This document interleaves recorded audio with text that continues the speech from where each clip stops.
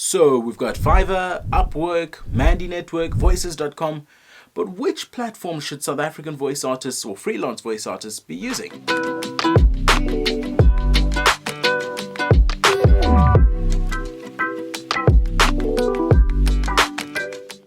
Hey guys, welcome to a brand new episode. My name is Temba Robin and this is Sketchy Tech, the vlog where we talk everything related to tech, especially voiceover, but focused on the South African market. So today's topic is something that I've seen circulating on a lot of the South African voiceover groups and platforms and forums, and that is the discussion around which platforms online are the best for freelancers and guys who are working from home studios to get work and grow their businesses. Now, online platforms are awesome because they are a perfect route to market for freelancers like a voiceover artist, and they basically connect you with the millions and billions of potential customers that are right there on the internet. The only problem is they all work a little differently in terms of cost and job acquisition. The problem I found when I just started out in voiceover is I went and made a whole lot of online profiles and put up my demos, but I just didn't get any work.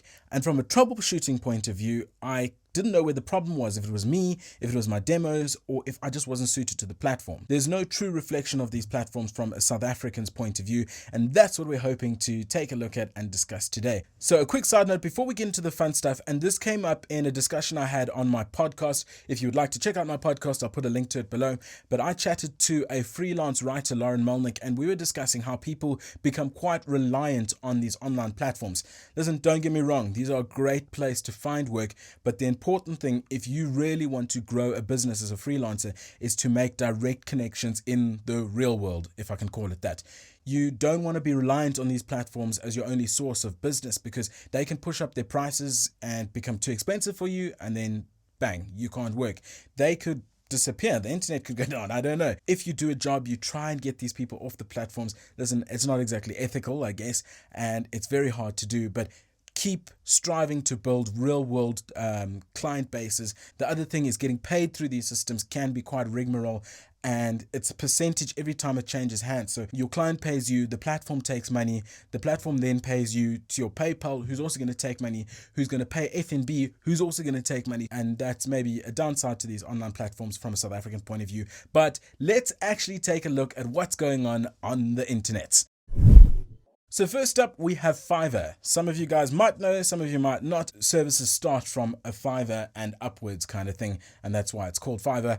Fiverr is a very nice, neat, clean-looking website. I quite like the way it's laid out, and it's quite easy to navigate.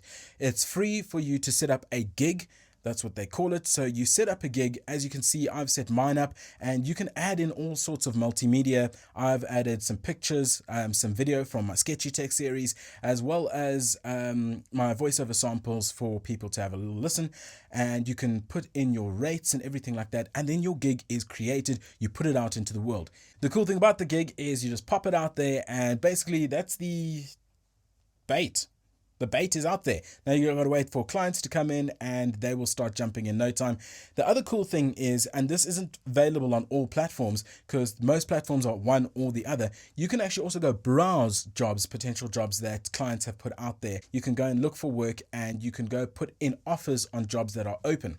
Now you are given offers for free. You get 10 a day. Some people think 10 isn't enough, but I think you're going to be pressed to find 10 jobs that perfectly suit you, that you agree with, that you can do. After you've used all 10, obviously you got to wait till tomorrow. I think a lot of people that come to the online platforms are looking for a bit of a deal. So it's going to come down to you and you knowing your self-worth, how much you are going to accept and get paid. I actually saw a young man online the other day on one of the forums, and he was charging like $10. Yes, it's dollars, guys. Dollars are amazing versus rands, but $10 is not enough for your time. Not at all. So do your research, build up what you think you're worth, and then browse these jobs and start accepting and put yourself out there. If somebody wants to work with you, an email will come to you so you know to go check your Fiverr profile, which is quite neat. You can literally sit back and wait for the work to come in. Very quickly, we'll jump into a quick pros and cons of the platform. So starting off with our cons, and the first one is something you'll see that is not unique to Fiverr at all. You're paying a little bit across most of the platforms. So Fiverr takes 20% of your earnings. So if you do a job for $500, they will take 100 of that, and then you'll be left with the 400. Next up, and this is sort of a double-edged sword, they kind of track your profile. So they will see how long it takes you to reply to somebody. If somebody inquires about using your services, there will be a countdown timer. And as you can see, I have my stats up there. I missed one deadline, and it was a really small job. It was just a pickup for $50, and I've been bumped down to a 67% there, and that is just off one job. So all of those stats affect you, and they affect where you place, sort of in the pecking order of getting jobs. Another thing regarding payments, and again, not unique to Fiverr, but it takes a long time to get paid. I finished a job a couple of days ago on the 17th, and I will only get my money on the 1st of September. Jumping on to the smiley stuff though, let's take a look at our pros. So our pros for Fiverr kick off nicely with the fact that there's a lot of work on there for South Africans. The flip side, or the double-edged sword of the performance thing, is if you perform really well, if you attend to messages quickly and deliver on time in terms of your project, you are going to get bumped up through the ranks, and obviously you'll get seen more and more and more. More work will be sent your way, and you keep performing, you'll be one of the top earners, or top workers, or whatever they call it on Fiverr. A cool thing when it comes to costing is there's an availability, or there's an option for your clients to tip you. So if you really wow them, they can give you a little bit of extra cash over and above what you quoted them. We also have what we call a tiered system for your services, and this is something that's quite interesting. You don't see it on lots of other platforms. It's basically, you can put your gig out there and say, listen guys, $200 gets you my voice. I've edited it, done EQ, and sent to you ready to use. Or I can do for $150 just my recording and send it to you. Or for $50 I can breathe on a microphone. Lastly, I think there's just loads of information out there from Fiverr. They've got lots of, there's lots of forums, lots of people talking about Fiverr, lots of people using Fiverr. So your support and information that's out there is vast. So overall, my take on Fiverr, I really do like it. I actually joined Fiverr back in 2017, but I didn't know what the heck I was doing. So I revisited it about 4 months ago. I created a gig, and since then I've found 4 jobs. I've gotten 4 jobs off Fiverr, which has been great, probably totaling about $640 to date. The other cool thing is I have made one connection off Fiverr that is now a constant client of mine, direct, just sends me a WhatsApp, and from that client I've probably done about 6 jobs.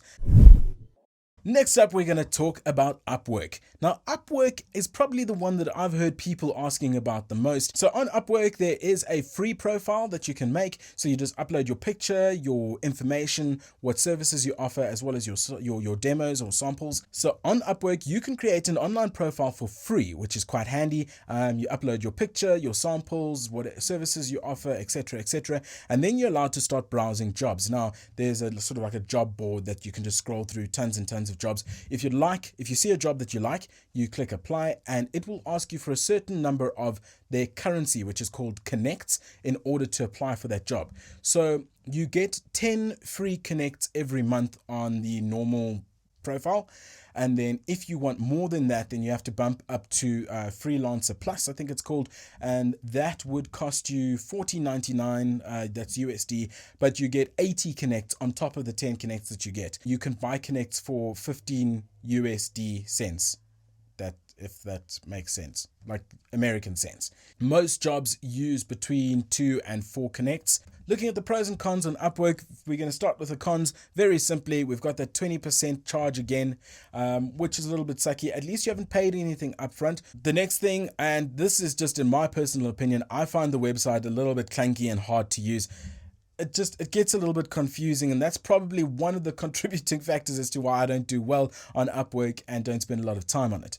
The last of the cons is you have to browse jobs. They don't do like a push message to your email to say, hey man, someone's looking for a South African voice, come and check it out. There's none of that. You physically have to go there and keep browsing through jobs on the daily, which for me isn't a viable way of working. I can't really spend an hour a day scrolling through Upwork. There are pros though. Let's take a look at them. The pros are, again, South Africans. There's a lot of South Africans using Upwork and a lot of people looking for South African voices on Upwork. So as a voiceover artist, you shouldn't struggle to get work. Next up, and this comes in with getting paid. The cool thing about Upwork, it's only 5 days, and they have a sort of fail-safe for the artist in that if the client hasn't released your money after 14 days, it's automatically sent to you, which is very cool. The last thing, and it's a pro, but I don't know if it's going to work for everyone, and that is their sliding scale. So yes, they take 20% of your profits, but if you get up to... Excuse me interrupting myself, but the figures that I had here were wrong. The correct figures would be from 0 to first $500, they take 20%. Once you exceed $500 up to $10,000, they will take 10%. And if you exceed the $10,000 mark, they'll come down to 5%. And of course, the thing to remember is that this is with a single client, not across the board. To sum up my opinion of Upwork, I think it's a great platform. I think it's probably up there with one of the leading platforms. I joined in 2017. Once again, didn't know what I was doing, so I didn't get any work. I revisited it sometime last year, probably in September. Since I've only gotten one job for 250 USD, of which they helped themselves to 50, so only $200. But I can honestly say that I think my problem is I don't go on and browse those jobs enough. I don't have the time to keep doing that. And when I have done so, I've applied for jobs and just not gotten them. So for me, it's a little bit of a waste of time. But if you have time on your hands, it's definitely a good way to go. And the cool thing about this platform is you can control your spend. If you know you've got $200 to throw or invest into your voiceover this month, you can control that on this platform, which you can't do on really any of the others. So next up, we're going to talk about Mandy Network. Now, some of you might be like me. I hadn't actually heard of it at all until I joined like a year and a bit ago. So first off the bat, I feel like Mandy Network is a site that you shouldn't be on. Like it alludes to something like naughty, you know, Mandy Network. Oh, maybe it's the that's not good. On Mandy Network, you can create yourself a free portfolio, which is cool. So you do the normal, upload your picture, details, services offered, samples as you would on any other. The unfortunate thing is you have to become a premium member, and that would cost you $7.99 at the time of filming, and that's USD per month. I don't have a lot to say about Mandy Network, so we're going to jump straight into the pros and cons. We're going to start with the pros first because the cons need a little bit of conversation or discussion around them. The pros start with the fact that you get sort of push messages. If a job pops up that would be to your liking, it sends you an email, so you get an email to say, hey, come and look at this. Do you want to apply for it? The next thing is you offered really cool stats. You can see how many times a day your profile is being viewed. And if you're on the premium service, which you have to be, you can see exactly who's viewing your profile. So from what company, that sort of thing. It's almost like a LinkedIn. Next up, and this is like a trifecta of pros, you get the opportunity to make your own private clients. And that's because Mandy Network is more of like a directory than a platform. So when a client wants to do work with you, all you have to do is exchange details. You meet on Mandy.com. Again, sounds dodgy. You meet on Mandy.com and then you do the job and they pay you. Mandy doesn't take any money from you at all. Cons now, and the first one is pretty simple, and that is premium. You have to be the premium subscriber. You have to be a premium subscriber. If you don't, you're just wasting your time. You won't be allowed to apply for anything. You won't see any of the stats. It'll just be useless. Our second con is a biggie, especially for South Africans and actually anyone who lives outside of the USA or the UK.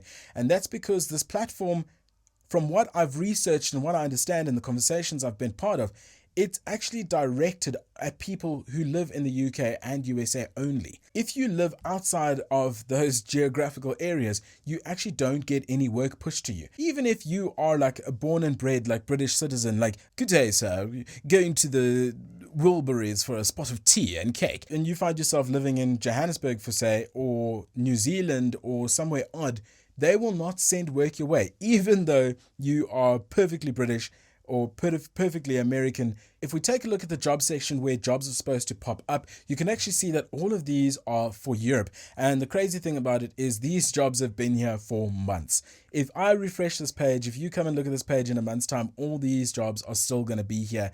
They're almost just placeholders, and I can search for South African jobs and nothing comes up. So this is just a no-go for South African voice artists. Overall, having a look at my time on Mandy.com or Mandy Network, whatever you call it, I was a premium subscriber for 14 months. I think I wasted about 111 USD. But lucky enough, I managed to get one job. It paid £500, so I haven't made any loss on this platform. I think as an overall, for someone who's starting out, you don't want to gamble on this. I wouldn't do it. I've actually cancelled my premium membership. There's just no point. Last but not least, we have Voices.com, which is arguably the one that is spoken about the most, and also arguably one of the more controversial platforms to use on the internet, and we'll get into that now. But looking at the site at face value or at first glance, it's a nice neat layout, which I really like, and quite easy to navigate. You can have a free portfolio, which is nice. So you can upload your demos, blah, blah, blah, blah, blah. You know the run. So you won't be able to browse any jobs or apply for any jobs. The cool thing is that people can find you and invite you for a job, which then you can go and audition for. A premium membership will set you back 299 USD. So it's about 4,500 Rand. But I'll get into that a bit more now. Once you've signed up for your premium membership, though, you will be able to browse jobs at leisure. You can apply then or audition for as many jobs literally as you want a day. You can just sit there auditioning like crazy. Another cool thing is like a push message thing again. So as soon as a job pops in that is to your liking, you get sent an email immediately. So you can be one of the first people to audition for that job. And that I think is really handy. I don't ever have to go check for jobs. I literally just sit, wait for an email to come in. I see, whoop, there's a job. I quickly go and audition. Looking at our pros and cons, we'll start with the pros. So there's a really decent amount of work on Voices.com for South Africans, where people are specifically looking for South African and African accents. So that is cool. You'll find lots of work on there. So their feedback is quite cool. If you're taking a look at the screen, this is where all the jobs are that I've applied for or auditioned for.